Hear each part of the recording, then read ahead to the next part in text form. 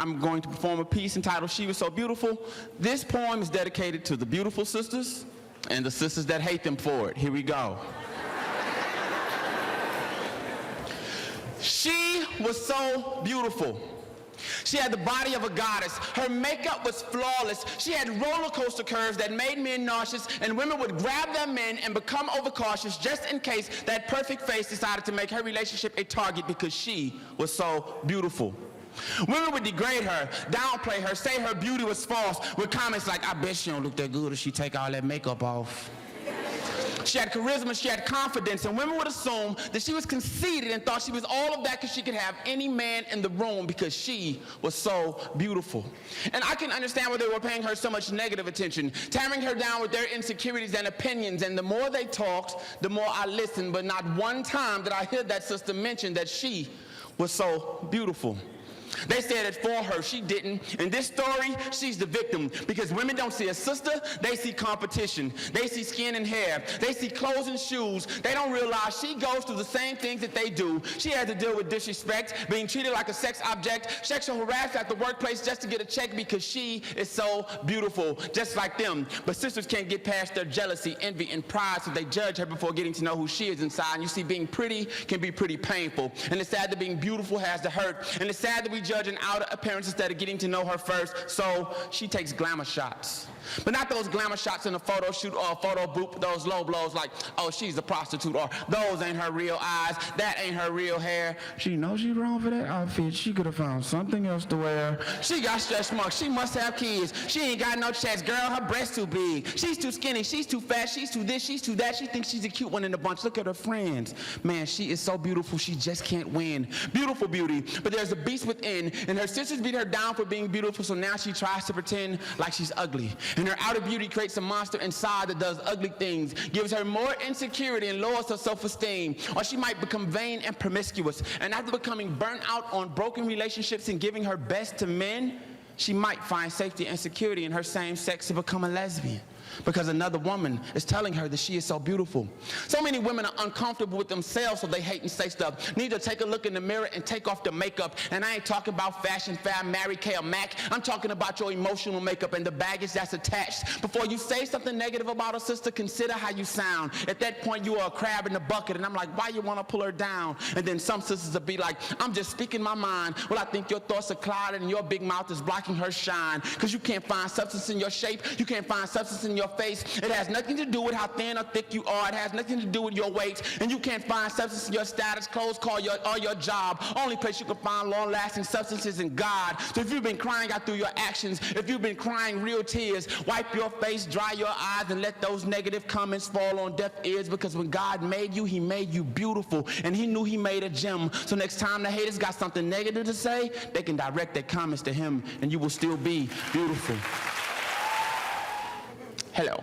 It is a pleasure to be with you all this evening. I'll perform a piece entitled I'll Do Me, and it goes as follows. I'll do me.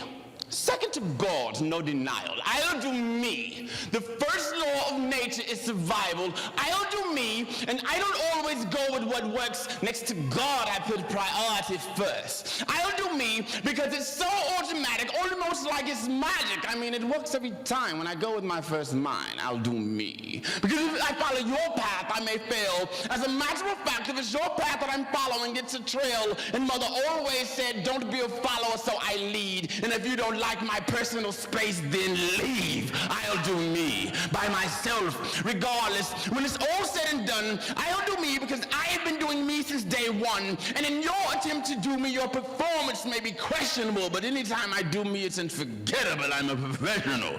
And every time you spend a dime with me, it's well worth it. Bottom line, every time I do me, it's done perfect. Yes, I said that. Nobody can do me like I do. When it comes to doing me, I does it. Out loud, outside, in public, outlandishly proud. I love it. Some insist they see similarity, or say that somewhere there is a pair of me, but it's evident you've never seen anything like me before, apparently. So don't ever get me mixed or twisted with some of them. You see, I am none of them, and they can never become homonyms of me. How dare they? Suggest for a second that my authenticity, genuineness, and integrity be questioned. I am a poet, and I pour my poor soul through my pores. My passion and my pain poetically given to you and yours. Imitation is the best form of flattery, of course, but before me there was none, and after me there'll be no more. I have the work ethic of a physician. I am a captain of the mission, and if need be of me, I play all of the positions. I'm the coach, I'm the umpire, the back catcher, the pitcher, the shortstop, the center fielder, the home run hitter. I'm way out in left field catching my own home runs. I'm in the stand selling peanuts. I'm killing them, son. And the right field was the right field. I filled my hand with the mic, filled my mouth with my life, and filled the room full of people poetically enticed. And you might be entertained, and you might be intrigued, but I assure you, this is no act. I'm doing me.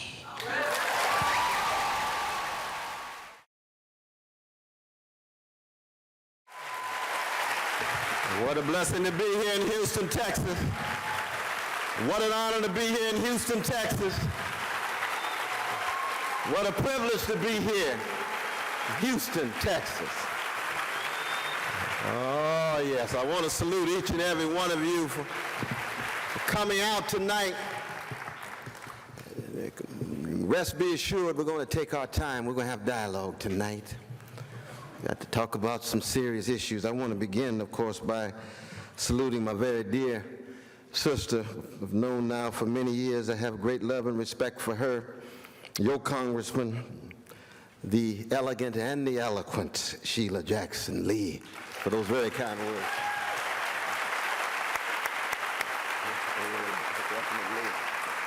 Very, very kind words indeed. Anytime I come to Texas, you all know I get sentimental, maybe very much because my mother grew up in Orange, Texas. And that makes a difference. It makes a big difference. My dear brother Clifton West was born in Port Arthur, Texas. So when I go around the world bragging about Texas, it's not necessarily the president I have in mind. I'm talking about my mama, talking about my brother, talking about my dear family. But I want to also thank those today who enriched my life. I had such a magnificent day today. It began early on the Yolanda Adams show. She was so kind enough to have me in Rich Dialogue. She's such a towering figure, isn't she? And got a heart of gold. Then we went on to Sister Candy Eastman's show. Oh, I was in the candy shop this morning. Oh, yes, I was in the candy shop. Glad to be in there. Left a little sweeter. But seriously, she's just a magnificent person in her own right, and I deeply thank her. That's Magic 102. Oh, yes. Very important indeed. Then I went on to television show. The Sister Melanie was so very kind. You all know Sister Melanie? What's her last name? Yes, indeed. She actually go all the way back to Princeton. I met her over, well, I won't mention the years. She still looks so very young and things, but I met her some years ago and had such a wonderful time. And then we went on to Brother Marcus Davis's Breakfast Club. And we spent 2.5 hours at the Breakfast Club with both young folk and some middle-aged folk, wrestling with the legacy of black music, talking about my new CD, of course, Never Forget, The Journey of Revelations. You heard one of the singles there, but why Prince is on the album, why the late great Gerald Levert is on the album, why Talib Kweli is on the album, why KRS-One is on the album, why M1, A Dead Prayers is on the album, why Rhymefest and Malik Yusuf and Neil Abyss from Chicago on the album. And then I took the young folk back to Lenny Williams. Oh yes, Tower of Power. And I said the album is fundamentally about trying to preserve the spirit and legacy of Curtis Mayfield. Never forget his fusing of the spiritual and the social, the personal and the political, the existential and the economic. And the hip-hop generation needs to know that. So I tell them explicitly, I'm part of the hip-hop generation. I'm just Curtis Mayfield, Motown, Philly Sound Stax version of the hip-hop generation. But I'm in the community with you young people too, and I'm trying to bring some of this wisdom with me in my own imperfect way. I want to salute my dear brother Anthony Nichols and his wife, Cashel. Where is he? Where is he? Just raise your hand, brother. This is the brother who brought me here. This is the brother who brought me here. And I deeply appreciate it. Deeply appreciate it. I know how difficult it is, know how hard it is. Because he knows I just got back from Germany yesterday. I've got to go to Cairo, Egypt tomorrow. And I said, can I make it all the way to Texas? And Brother Anthony Nichols said, I think there's something to be done here that's special. And he made it possible, you and Sister Cashel, and I thank you for that. Especially a young brother. Anytime you see a young black man trying to step forward with grace and with dignity, it makes a difference, though, brother. It makes a big difference. Now, of course, I also want to salute one of the legends in this community who I so deeply love and respect. She's in a transitional moment in her life, but her calling is permanent. I'm talking about my dear sister, Ada Edwards. I don't know where she is. Where is she? Where is she? Stand up, sister. Stand up, sister. Let's show our love for Sister Ada Edwards. She has loved us so much. Year after year, and year after year, she loves us. And we love you for your courage, your willingness to speak the truth. See, Ada Edwards understands the complex relation between R-O-O-T-S, your roots, and R-O-U-T-E-S, your routes. A lot of people confuse departure with destination. But she understands her roots, but it doesn't in any way foreclose or trump where she's going, and she has a cosmopolitan vision so she can talk about white brothers and sisters and brown brothers and sisters and yellow brothers and sisters and red brothers and sisters precisely because she's got the right black roots. That's one of the reasons why I love this sister. And she's been at it for a long, long time. And we had a wonderful time this afternoon. You all missed us dancing now. Whoa, we had a groove going, didn't we? We had a groove going. My back is still out of place. I got down so low. Absolutely. Somebody I want to salute the granddaughter of Mary McLeod Bethune. You all know who Mary McLeod Bethune was? One of the greatest freedom fighters of the 20th century. Her granddaughter's here, Evelyn Bethune. Where is Evelyn Bethune? There she is. Evelyn Bethune, granddaughter. Granddaughter of Mary. Oh, we love you too. Oh, yes, Mary Bethune stands with Ida B. Wells and Fannie Lou Hamer, Harriet Tubman, so many of those visionary, sacrificial, suffering black women who stepped forward and had the same connection with roots and routes. Because Mary Bethune, she was sophisticated, she was subtle, like Duke Ellington, but she could be funky like James Cleveland. Oh, yes, she could fuse it. But most importantly, she had the love at the center. And she understood the relation between love and justice, because justice is what love looks like in public, y'all. Justice is what love looks like in public. You can't love folk and not hate them being mistreated. You can't love folk and see them catching hell. You can't love folk and not loathe unfairness. There's another brother here whose uncle was responsible for one of the most important historic acts in the history of the U.S. Supreme Court that began right here in Houston, Smith versus Allwright, in 1944. The case was presented by the inimitable Thurgood Marshall, and the brilliant William Hastings. April the 3rd, 1944, the court said that there ought no longer to be white primaries because a black dentist named Dr. Lonnie Smith stepped forward to vote in 1940, and we have the last descendant of Dr. Lonnie Smith, Roy Smith. Where's Brother Roy? Where's Brother Roy? Yeah, I know he's somewhere. He told me he was coming. You said what? Yes. Oh, you're his wife? You stand up again. You stand up again. Oh, yeah.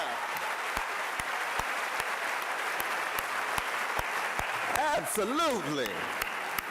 And people say, well, why is this brother introducing so many people? Well, you see, you always step forward by acknowledging those to whom you are indebted. All of us, we are who we are because somebody loved us and served us and sacrificed for us, attended to us. And that makes a big difference. Now, when I walked in, I ran into one of my very dear brothers I've known for 40 years. He and my brother had met at UC Berkeley. My brother was a track star. He set the mile record in the state of California. Won the Golden West, which is the major meet for milers and other track folk around the country. And it was this brother who meant so very much to my brother and became a member of the West family de facto. And I'm talking about my dear brother Dave Maggart. Stand up, brother Dave Maggart. He's the athletic director here at University of Houston. University of Houston, brother Dave Maggart. Love you, brother. Definitely still on the case after all these years. And he introduced me to my new friend and brother, who is, for the moment, for this wonderful moment, the captain of the ship at University of Houston. He is the interim president, John Rutley. Stand up there, brother. Yeah. What a blessing to have you here. What a blessing to have you here. I hope and pray that my cousin, who I grew up with and knew so well from Tulsa, Oklahoma, Earl West Jr. is here. Brother Earl here, I don't know if he's here or not. It's kind of dark out there. But he's probably here somewhere, and I just want to mention him because I love him. Last but not least, I don't know whether the precious granddaughters of my dear brother, Minister Louis Farrakhan, is here. I know that they are students at Texas Southern University. Are they here at all, the precious daughters of Donna? Oh, I'm just looking. The students, you all know the granddaughters of Minister Louis Farrakhan? The students, y'all know that? Y'all know? Send back my love and respect. It's very, very important that the history of black people is a history of streams and strands. It's a variety of different voices and viewpoints. But most importantly, it's at its best when it focuses on those who have had enough courage to step forward.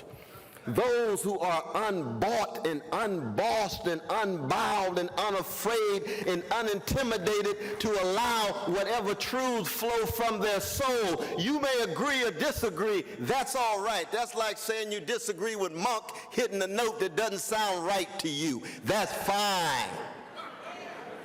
Monk wanted to hit that note because that's how he felt at the moment. And if you listen to it long enough, it fits into the dialectic between dissonance and melodic music. You all see what I'm saying?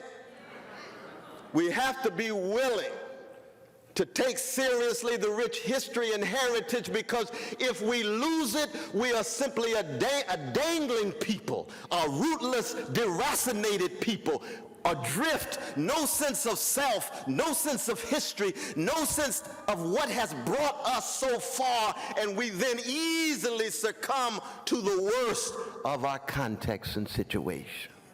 And what is the worst? Greed. bigotry, cowardice, manipulation. Wu-Tang Clan says what? Cream. What does cream mean? Cash rules everything around me. But their message is what? They're prophetic artists. It doesn't have to rule me. I could be committed to unarmed truth. I could be committed to unconditional love. I could be committed to unadulterated justice. I could be committed to unadorned beauty, even if cash rules everything around me, if I so choose to. But the question is, what goes into that choice? Not just for the younger generation, but for the older generation too. Why is it that so many of us are giving in to the narrow forms of materialism, hedonism, narcissism, rapacious individualism, which is different than the individuality you hear in a jazz quartet, where everybody has to find themselves, find their individuality, find their voice, and bounce that voice up against other voices? That's individuality in the healthy sense. Rapacious individualism is what? Always obsessed about me, number one, walking around like a peacock. Look at me, look at my achievements, look at my accomplishments. I'm somebody. My foliage is impressive, isn't it? And I can hear my grandmother saying peacock strut because they can't fly. No, the best of a tradition of a people, to get off the ground, take off. Push your ego aside and have some gratitude and indebtedness and some sense of service, and find joy in the service to others. That's the only thing that has kept black folk alive in this nation. That's why the struggle for black freedom has never been confined to success. And one of the worst things we did was tell the younger generation after the 1960s that we struggled for you just to be successful. No way. Malcolm didn't talk about success. Martin didn't talk about success. Marcus Garvey didn't. They talked about greatness. Success has to do with how much you got. Greatness has to do with what kind of human being you are. Success has to do with financial prosperity. Greatness has to do with moral magnanimity. Success has to do with individual security.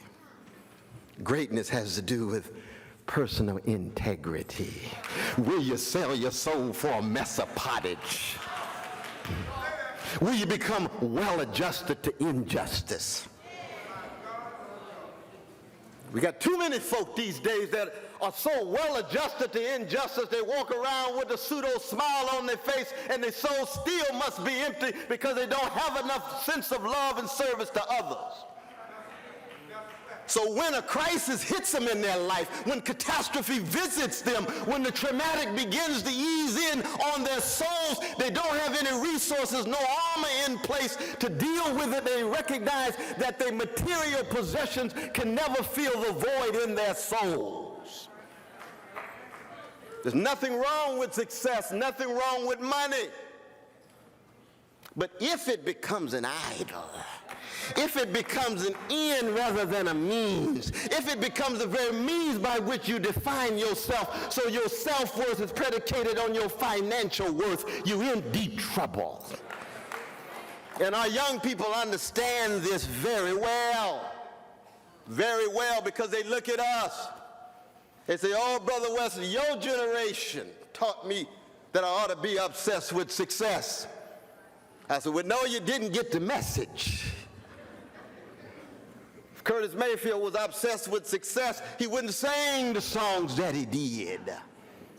If Sly Stone was, he wouldn't say, Stan, you can make it if you try. Everybody is a star, everyday people. I hear these young hip-hop artists these days. In fact, we were talking about that this afternoon, and I love Brother 50 Cent. He's a talented brother. I always wonder why he stopped at $50 and didn't go up to 75 or 85. He stands for change. Why about 85 cents rather than $50? 2 quarters. Come on, brother. No, we gotta love our brother, though. 9 bullets in him. He's still smiling, you know. And we must never give up on our young people. Never. Never give up on our young people. Malcolm X was a gangster before Elijah loved him so. And we found out he had potential that even he didn't realize he had. Even 50 might turn out to be progressive. You never know. I'm glad nobody gave up on me. I got gangster proclivities too. True. Oh, I know I do. Nothing but the Holy Ghost in hell.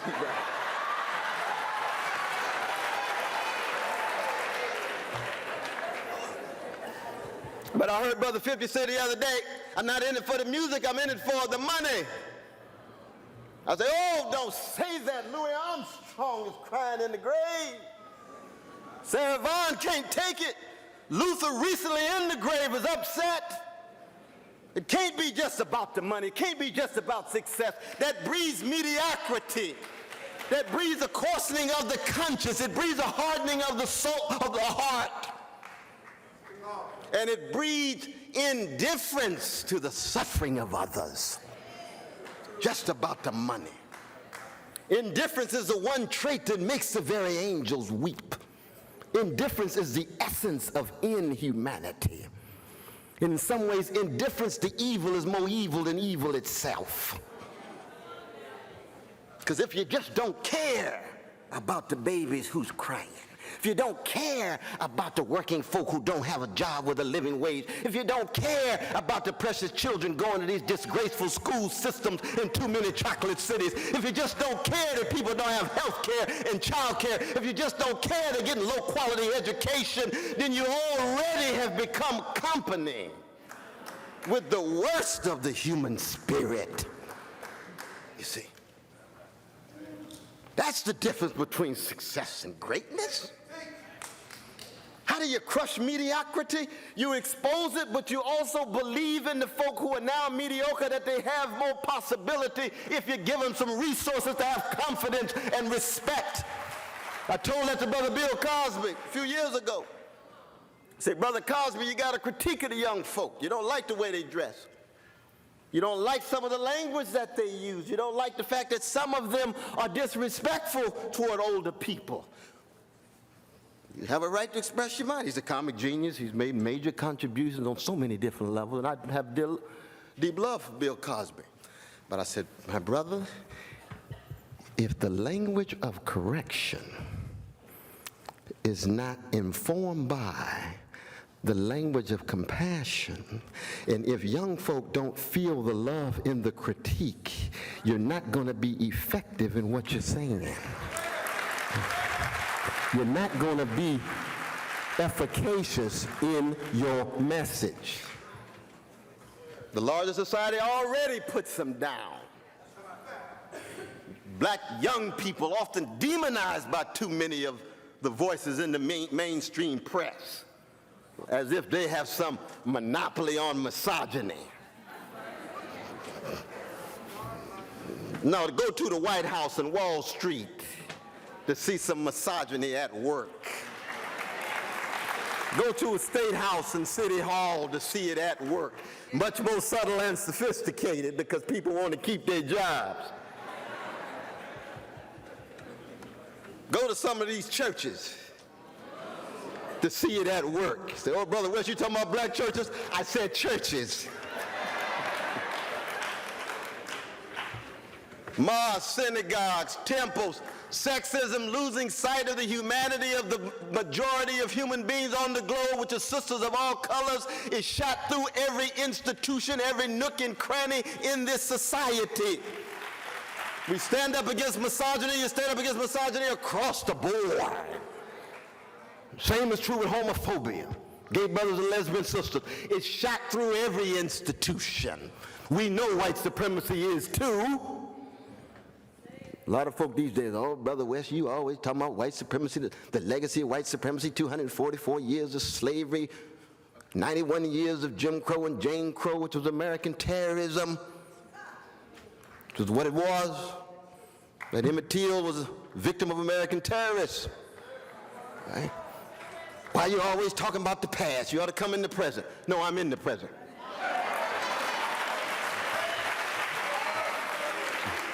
The past is never fully past. You have to have the courage to stand up and keep track of the best of the past, because the worst of the past has a way of still presenting itself in subtle ways. There is no present without the past having a present in that present.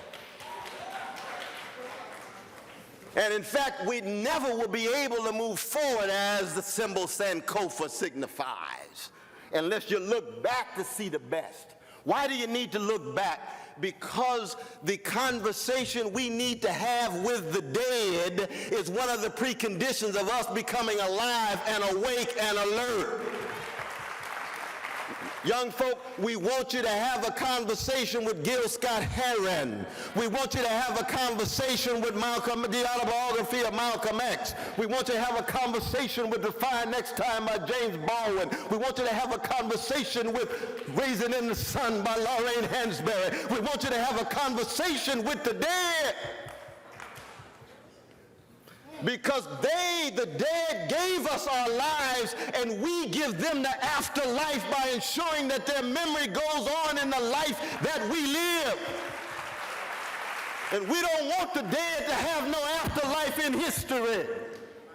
I want the world to know that there were black people in this nation that stood up with grace and dignity. I want them to know there was a Lester Young who had the elegance of earned self-togetherness in the midst of such catastrophic circumstances, because the blues ain't nothing but catastrophe expressed lyrically. Lester Young, how did you do it? Charlie Parker, how did you do it? Coltrane, how did you do it? And we know you didn't do it because you were into the money. John Coltrane didn't have one song that wouldn't do the top 200. Who cares?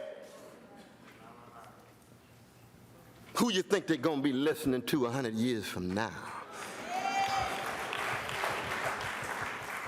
That's what greatness is. A love supreme. That's what greatness is, fusing the spirituality of genuine questioning that goes beyond even what is imagined in Plato's texts that reflect on Socrates. Because John Coltrane out-Socratizes Socrates. Socrates was known for what? Line 38A of Plato's Apology, unexamined life is not worth living. Coltrane adds the examined life is painful. He knew that Socrates never shed a tear. He comes out of a tradition where people are crying because they're catching hell, because they're wounded, but he himself was wounded. What did he do? He chose to be a wounded healer rather than a wounded herder. You know that people were scarred, as we all are, in various ways. He chose what? To be a scarred helper rather than a scarred play hater. He out-Socratizes Socrates because he fuses the questioning, intellectual questioning, the life of the mind being a fundamental force in the freedom of any people. But that life of the mind, like music, has to be ennobling and empowering to people. It can't be associated with arrogance. I see that these days with young people. Oh, Brother West, these intellectuals I can't stand. What you talking about? What you think I am, man? Some kind of... How come you can't stand them? Oh, they always think they're so smart. They're so smart eloquently. They're always looking down on me. I say, oh, well, they got a problem then. They need to listen to some John Coltrane. He was an intellectual too. But he knew the intellect had nothing to do with condescension and arrogance. Arrogance, nothing but a symptom of insecurity. Benchmark of spiritual immaturity. But Coltrane was committed to the world of ideas and the life of the mind. music, mathematics, and metaphysics. But what else did he do? He fused spirituality of Socratic questioning with spirituality of loving and giving and serving with compassion. It's one of the great gifts that black people have given the world, is how do you keep alive your sense of humanity and integrity in the midst of the most terrorizing, dehumanizing conditions? And it's a question, in fact, I'm going to be talking about this in Egypt next week. Might get me in trouble if I don't make it back. Y'all know what I said.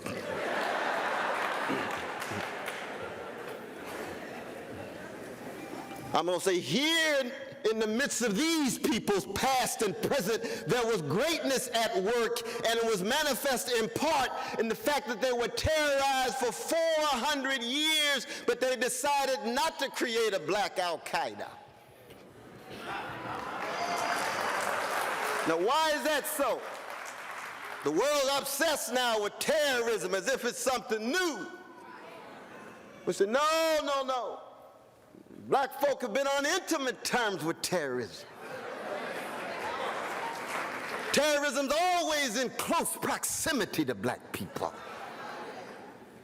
Unsafe, unprotected, subject to random violence, hated for who they are.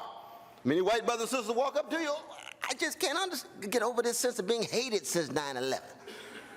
You say, well, ask Jamal about it. He'll tell you. Ask Letitia, she'll tell you.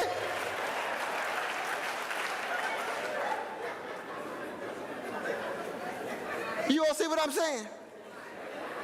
But you always got to laugh to keep from crying. We're talking about precious human beings whose lives have been crushed, the spirits suffocated, and yet their legacy still going on. What has been the response of black people to terrorism? Well, the first response was a ring shout, trying to take back power. And the only thing you have control over is your voice and your body. You have no economic power. You have no land that you control. You have no rights that anyone respects. So you just hold hands together in a circle, and somebody says, somebody sing a song and allow your voice to be raised. And somebody else raises another voice. So you get call and response. You get antiphonal forms so that the people are able to come together with a sense of empowerment with their voices and their bodies. And after they feel so good, they start walking certain kind of ways. So you get black ways of stylizing space and time. Syncopated ways. Not on the beat, but off the beat. Duke Ellington said black people made dissonance a way of life, so he's not talking about staying in the major key. It's in the minor key. It's a way of life. You don't want to just walk straight. Come on. Got to be ready. Got to stay on the move. You see what I'm saying? You got to swing like Muhammad Ali. You got to swing like Ella Fitzgerald. You got to swing like Lester Young. You got to swing like Duke and Count. Which means what? You got to be light on your feet. How come? Because that terrorism can get you. I'm not just talking about the police. I'm not just talking about the lynching mob. I'm talking about that terrorism in your soul.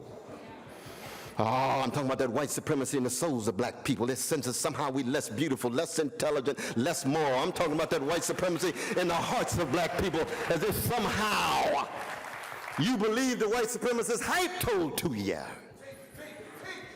All of us struggle with it. We need to be candid about it.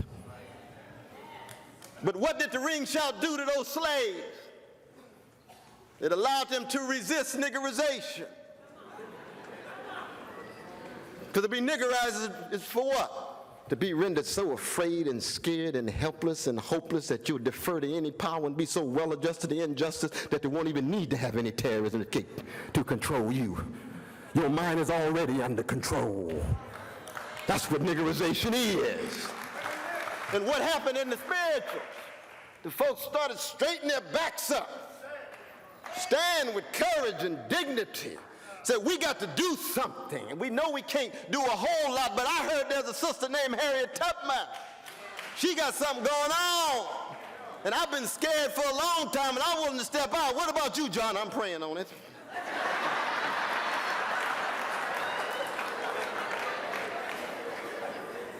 But it was that sense of humanity and sanity and dignity that led toward the deniggerization of black people.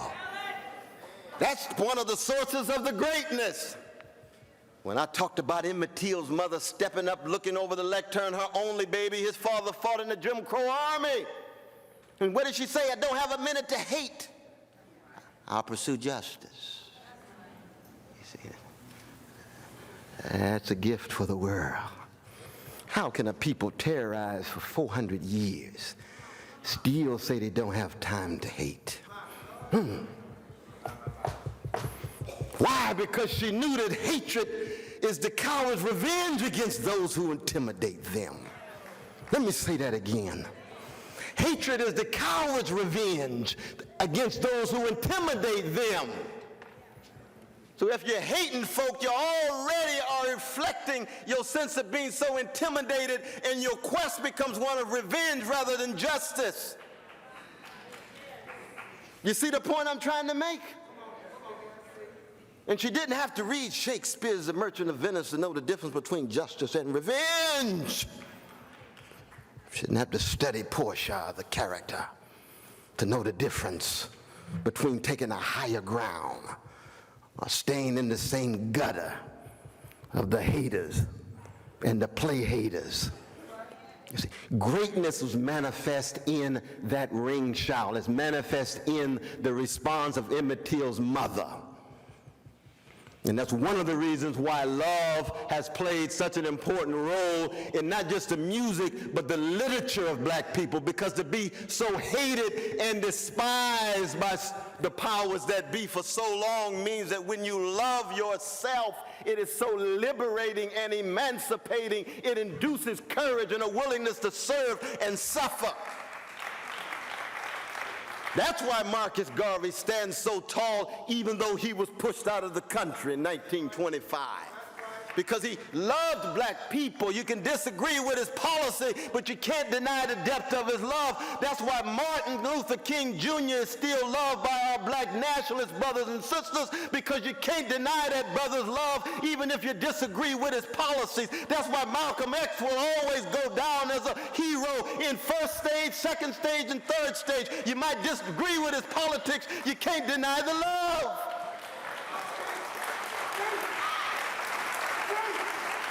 The love is the raw stuff. These days, and I know I'm coming to a close, we're going to have a magnificent panel today. We have a magnificent panel, and we got the old brother Bishop Beatty ready to go. How am I doing with time? I got a few more minutes. Is that all right, Brother Beatty?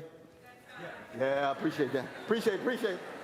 No, I get permission from the bishop. Now, I'm Baptist, but we still got some deference to the bishop sometime.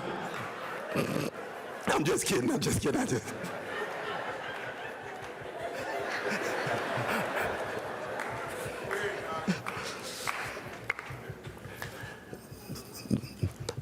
Roberta Flack and Donny Hathaway, they sang a song, a brother named Harry Whitaker on the piano. It's called Where Is the Love? Where is the love? And when we walk the streets these days in chocolate cities, look at the housing, impoverished communities. Yes, it has something to do with public policy. There's no doubt that there's been greedy corporate elites who have disinvested in poor communities, generating more and more wealth inequality, and it's hard to render them accountable because the progressive movement has been so weak and feeble. No doubt about that. No doubt we're part of a global economy with cutthroat competition at the top. Makes it difficult for poor people and working people even to have a substantive presence, given the fluidity of the system, given the insecurity of the jobs and so forth. No doubt about that. No doubt that our families are now so weak, with too many brothers drifting and sisters wrestling with being overworked and underpaid, and the children disproportionately shaped by mass media, bombarded by crypto-pornographic images day in and day out, day in and day out, titillating bodies and shaking behinds. No doubt about that, but still in the midst of that, the question raised by Sister Roberta and Brother Donnie, where is the love? That's the question. Or is it the case, and this is the deafening query, is it the case that this grand tradition, what the Isley brothers call caravan of love, what the OJs call a justice train, is it running out of gas? Now, my dear sister introduced that metaphor. Ooh, that was powerful. You said thought is the gasoline of change. Boy, you worked with that last night, I'm telling you. Ooh, you worked with that. As soon as you said that, I pulled out my car keys. I said, I got my car together. Because I got my gas on full tank. Oh, yes, I'm ready. I'm always ready. But at the same time, is it the case that when I push down on the accelerator, all of a sudden I realized I got less gas than I thought? What if it's the case that the rich legacies of Lonnie Smith, Ada Edwards, all of that sacrifice is being lost because we're not making the connection with the younger generation? So right when they want to turn on the key, they ain't got no gas. It doesn't go anywhere.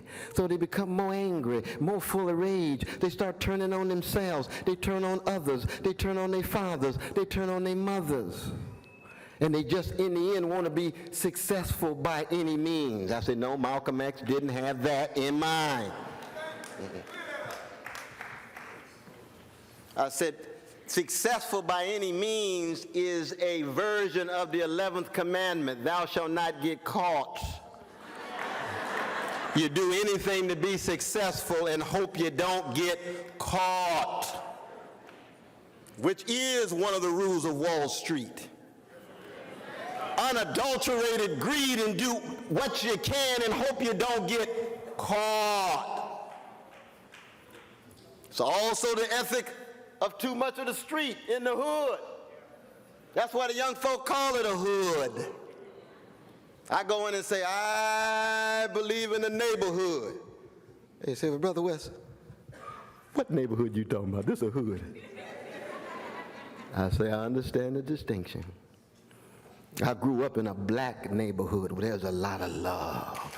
I was bombarded by love. Brother Maggie knows what I'm talking about with my parents. Willie P. Cook from Mississippi, Shiloh Baptist Church, Deacon Hinton, the deacon board at Shiloh Baptist Church. I had so much love coming out of me, I had to hide. I had to try out gangster life just to see what the other dimensions of life would have been like. And that had nothing to do with me. It's all grace. It's all something given to me that I didn't deserve.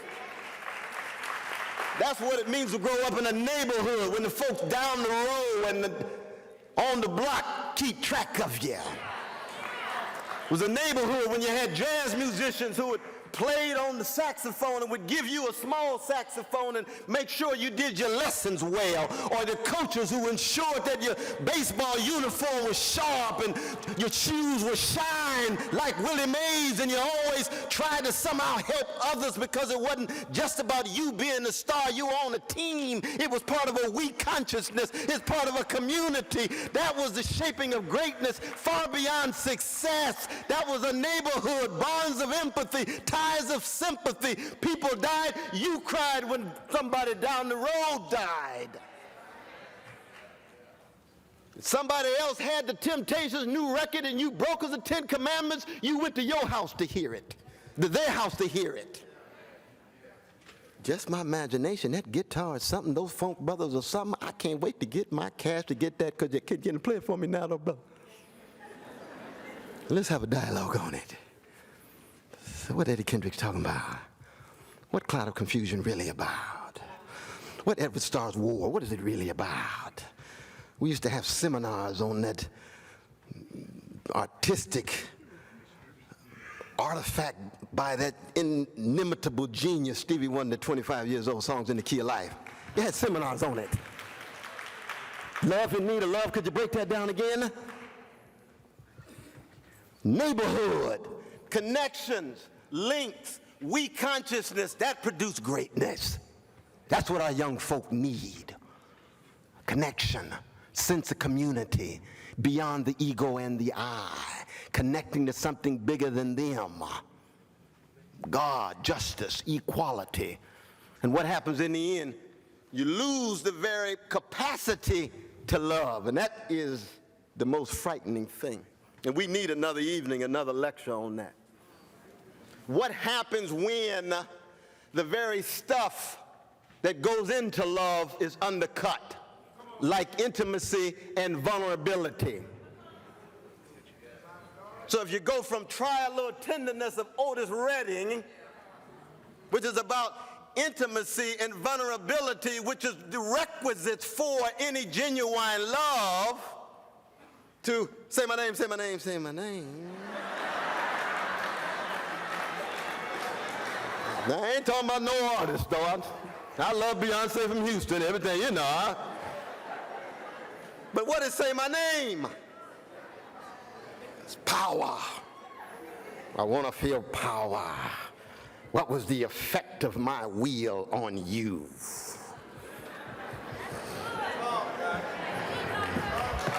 Oh, yes, I'm a dominator. And if you get me real mad, I'll be an exterminator. Anger, rage, and taking it out. With sights of power. Well, love has its own power. And if you haven't lived long enough, you'll recognize that you never really lived if you don't experience it. You're going to end up with leaders who no longer exemplify a love for the people. They're just opting for a status and a role. They haven't dug deep enough in themselves to say that if I'm called to lead these particular peoples, that I have to be so spiritually prepared, because I'm going to love them even when they're acting a fool. I'm going to love them even when they're acting against me. I'm going to love them even when they wound me and lie about me and scar me. And when they approach me personally, I'm going to acknowledge their individuality and their humanity, because they're not just objects on a chessboard for my own project. You ask young people these days, who will die for you? I know Martin died for me. I know Malcolm did. Elijah would. A Christian like me, yes, he would. His understanding of blackness was broad in that way. Now, as a Christian, I projected to humanity. That's just one of my disagreements with some brothers and sisters. But I can still keep track of the love that's flowing, even if I disagree with the scope of it at the moment. You see? But you ask young folk these days, who will die for you? Come on. Will your daddy die for you? Some of them say yes. Some say I'm not sure. Others say if I can find the mother, how could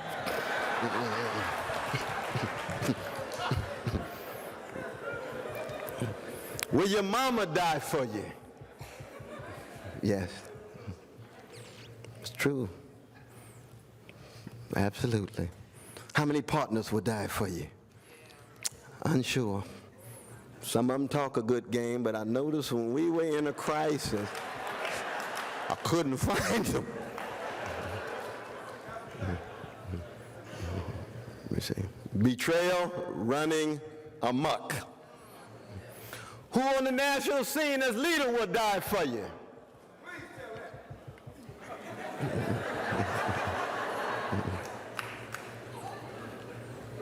And we can talk about this later on dialogue. Usually the young folks say one. Minister Louis Farrakhan. One. You'd ask that question in the 1960s, it wouldn't have been just one. They would have started with grassroots leaders in your own community. See that sister right there? The one that walks with the limp? She loves me so much I think she would die for me. See the other brother right there? He died for me too. What about the national scene? Oh, we got another. Stokely would. Oh, God, yes. Bob Moses would, definitely. Fannie Lou, she almost died. They put her eye out. Elijah would, absolutely, but we don't like to go to the mosque. We like Jesus. I don't miss Malcolm X. He would, too, but I won't join his organization. You had a whole slew of them. Where's the love?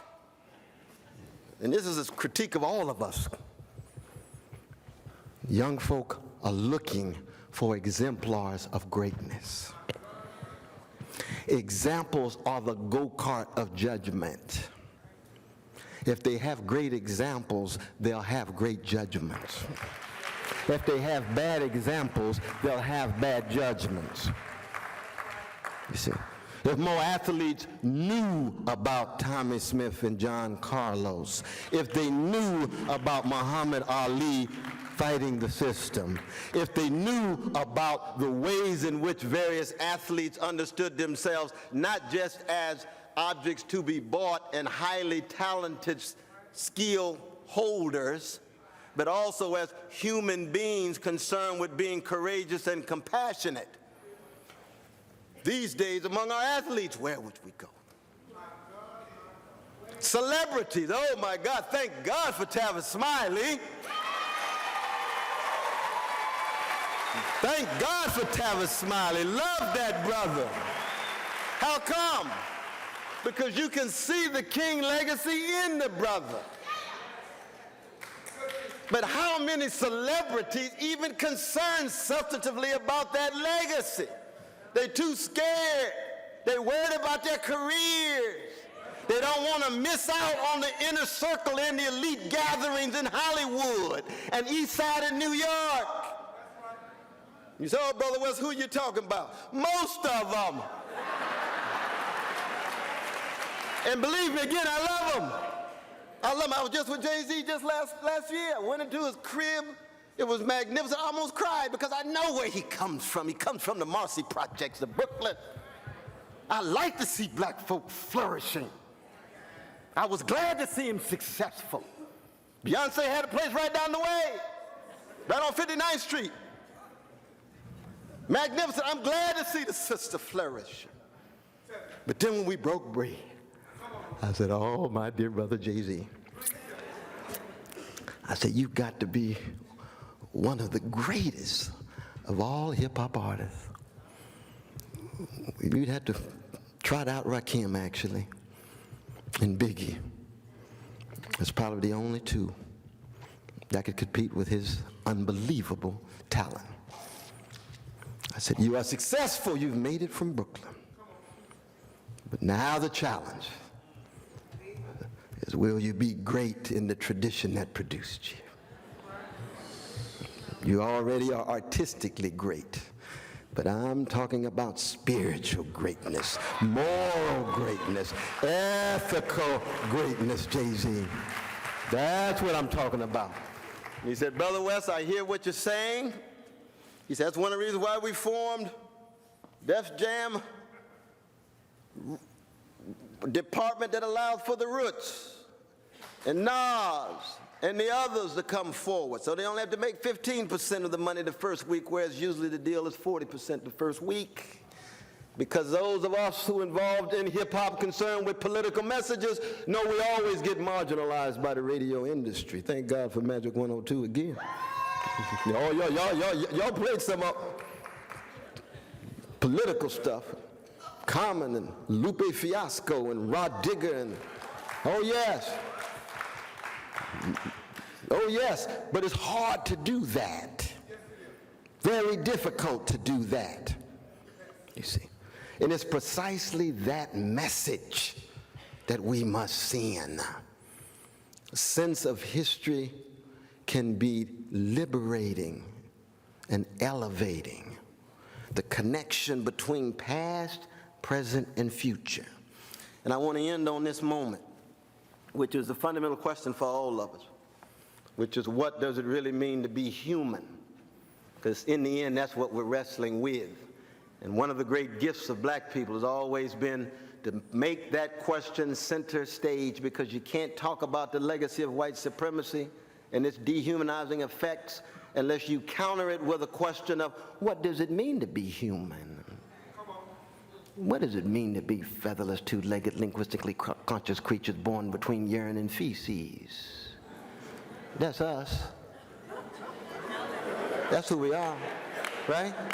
That's who we are. Then the love push that got us out.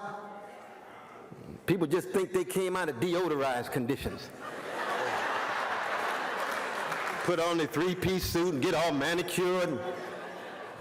I mean, I'm glad the president looking so elegant, and you all looking at it with that blue tie, my brother. That's all right. But he and I know what? We came in out of the funk.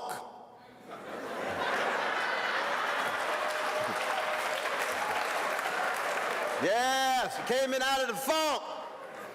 And James Brown and George Clinton and Prince and Lakeside and others, they're not just talking about a form of amusement, because when you confront the funk of life and the funk of history, you recognize you've got to go through the funk, through the muck, through the mire, in order to then find who you are. Because to be human means to lift your voice, like the national anthem of Negroes says. And when you lift your voice, you have to have the courage to try to understand the ways in which that funk has shaped you. And yet in the end, just like James Brown, God bless his soul, he found profound love in the funk. He found sublime beauty in the funk. He found dangerous freedom in the funk, and he made it contagious to each and every one of us. So when he broke into cold sweat, you had to start moving. You had to move precisely because you recognized that you were responding to something that was connected to you on a visceral level. And it wasn't just the polyrhythms coming from Africa. It wasn't just the funk that was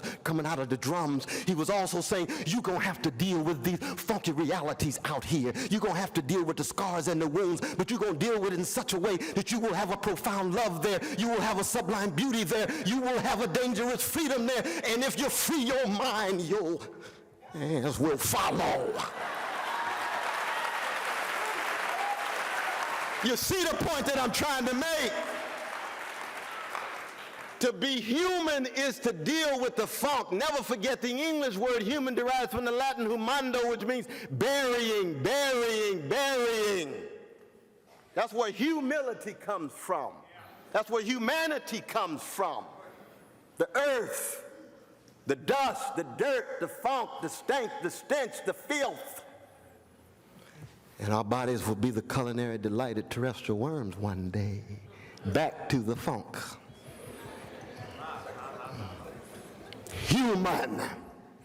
And black folk wrestling with that question. Wrestling with it. How you gonna deal with the question of being human? And we hear it in the best of our tradition. Best of our tradition. We want to be true to ourselves. You heard what Brother Seven, the poet. Shakespeare is right. To thine own self be true, and as night follows day, thou can be false to no one. Shakespeare's a blues man in his own way. We would love him for that. It's true. And when you're true to yourself, and you actually love yourself without putting others down, you can love yourself, affirm yourself, have confidence in yourself without putting others down. Then you are equipped to take that love into the struggle for justice. Condition of truth, to allow suffering to speak. justice, what love looks like in public. The two are tied together. Can we resurrect this tradition? It is an open question. There's no guarantee that the best of the black tradition will last, just like there's no guarantee that American democracy will last. No way. Comes and goes. It depends on what we do. Depends on the depth of our love. It depends on the quality of our service. It depends on our commitment to greatness in, for me, the biblical sense. He or she is greatest among you will be your servant. Thank you all so very much. We're going to have dialogue now with the thing.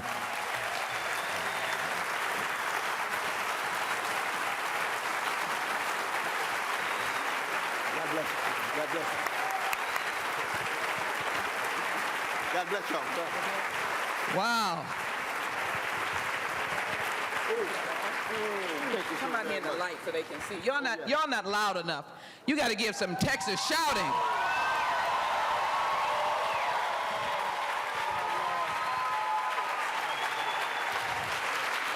Okay, just a school lesson.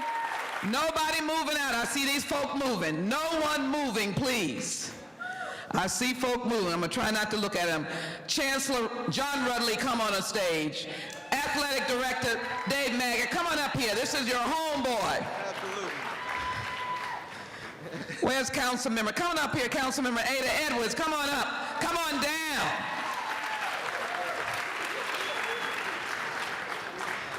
Bishop Beatty, are you out there? Come on out. Bishop Dixon, come on out. Who did we leave back here? Pastor Remus Wright, come on out. We're just going to give him some hometown love. Council member, let's come on up just a little bit. He talked about breaking mediocrity. And as we congratulate him, and as I'm trying to find my president, my chancellor here, he has so many names. He's president of the Central Campus and chancellor of the system. And I want you to know that he looks like, a little bit like, but he's got the color of all of us standing up here. Brother Maggott is our cousin, but you notice That's right. that Chancellor John Rudley is making additional history for this community, is he not? Okay. Yes. Let me just say this. I wanted the warmth and the honor, Brother Marcus, and all of you who are standing here to give him a circle of love. He is on his way to Cairo, Egypt, and he is right, because what he will be speaking about is that terrorism does not have to be the ultimate results of being terrorized. That's right. And in Egypt, for those brothers and sisters out there, it's a place that I've been, very close to the nation of Egypt. Even saying that in the Mideast is a challenge. And so we wanted to circle you with love. You're to be rooted by my sister, who's deeply embedded in roots. We wanted the bishops and pastors to be surrounding you, and your dear childhood friend who whispered in my ear about your family and about California and your brother. And we wanted, before I finish my remarks, I wanted for a moment, as we say in Washington, to yield to the Chancellor for his words of welcome as we ask you to remain, because we are going to give you a challenge of great task in the forum that's coming after it. But would you please allow and applaud the Chancellor of the University of Houston System, John Rudley. See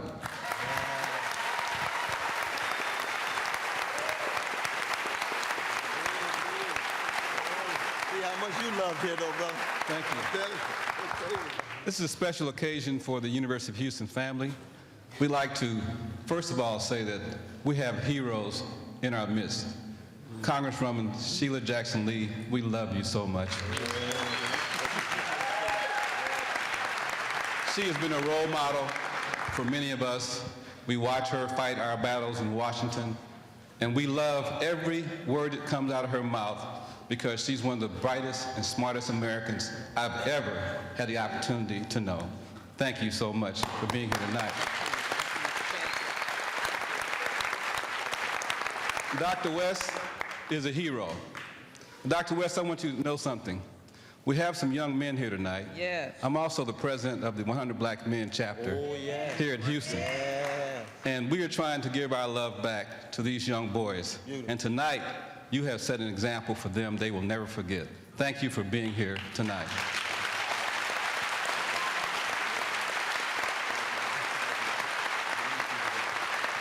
And to all, thank you for coming out, and we appreciate your attendance, and I'll turn it back over to you. Mr. Chancellor, I love saying that. I think these folk, I know that they want to give air, but they're too far apart. Can y'all come closer and be tight in the circle of love that Brother West talked about? Come on, Brother Marcus, come on now. Come on up here.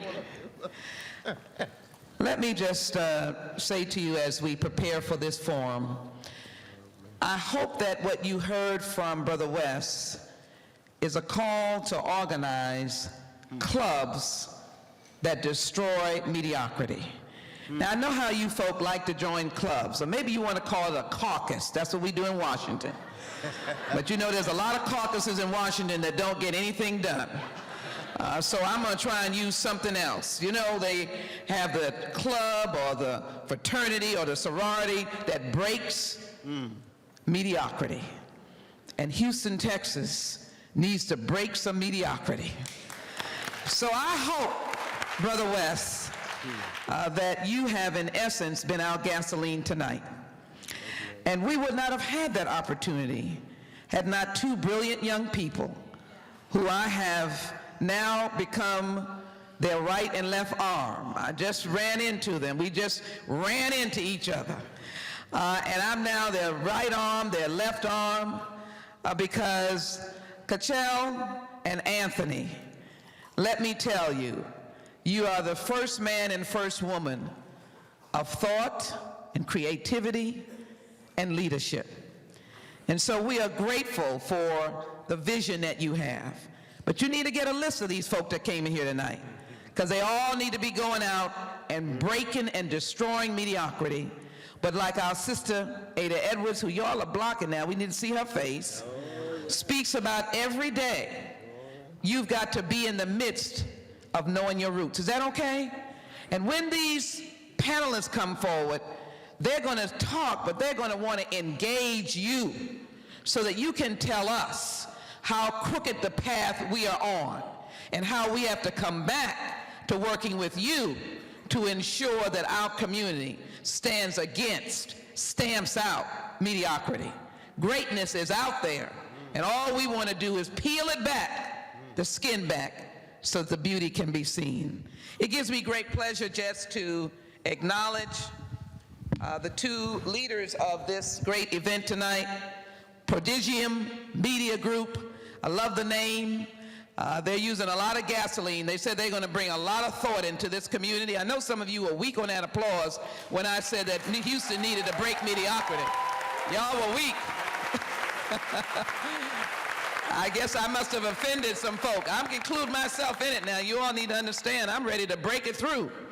But I just simply want to acknowledge two very fine and distinguished young people in Washington, D.C. when we're on the floor of the House. Sometimes I don't want to tell the secret. We really don't mean it. But in order to avoid saying something else, we say the distinguished gentlelady from Texas or the distinguished gentleman from California. But here tonight, and my colleagues will get me for that, but sometimes we're trying to say something else. But the way your mother tells you, just say the nice words so you can remain on the floor of the House. But tonight we mean it. These are distinguished young people, and they planted seeds. And so we want to acknowledge on behalf of the United States Congress a certificate of congressional recognition presented to Anthony and Cachel Nichols of Prodigium Media Group on the occasion of the Evening of Excellence. We will not read it in its entirety, but I always like to acknowledge that the Congress is a mere vehicle of the people, and so we're acknowledging that you are deserving of the respect and admiration and commendation of the United States Congress.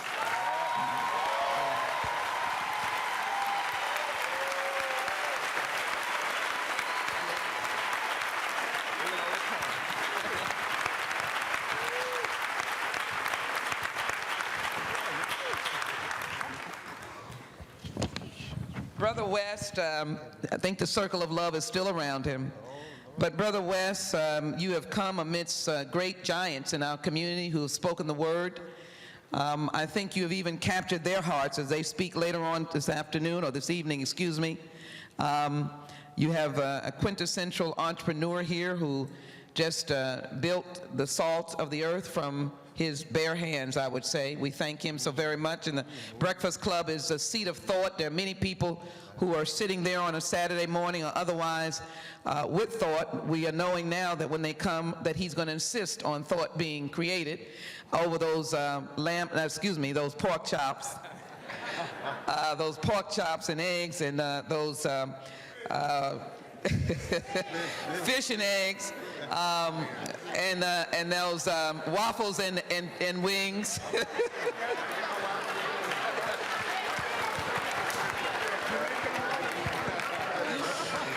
I'm just trying to hold you all in your seat. Just bear with us for a moment. But I know that if you are at Harvest Time or Community of Faith, Harvest Time, you know their sponsor in the house, man from Uganda. If you're at Fountain of Praise,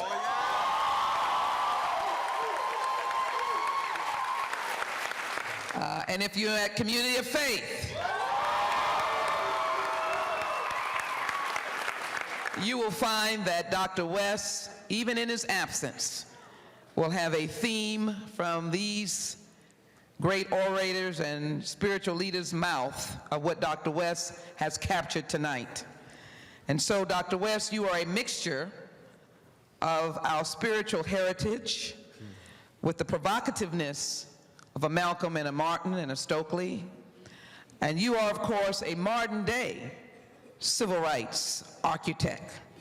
And we hope as you travel the world, expressing a very genius of a thought, that terrorism that raged across America through 200 years plus of slavery and now our lives, that African Americans found many different ways.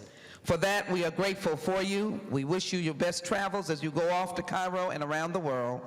God be with you. And this is just to acknowledge in a small token our affection for you, and acknowledging as well that you are deserving not only of the commendation of the United States Congress, but to be classified as an American hero. This is our brother, this is our brother, and this is our brother. We thank you.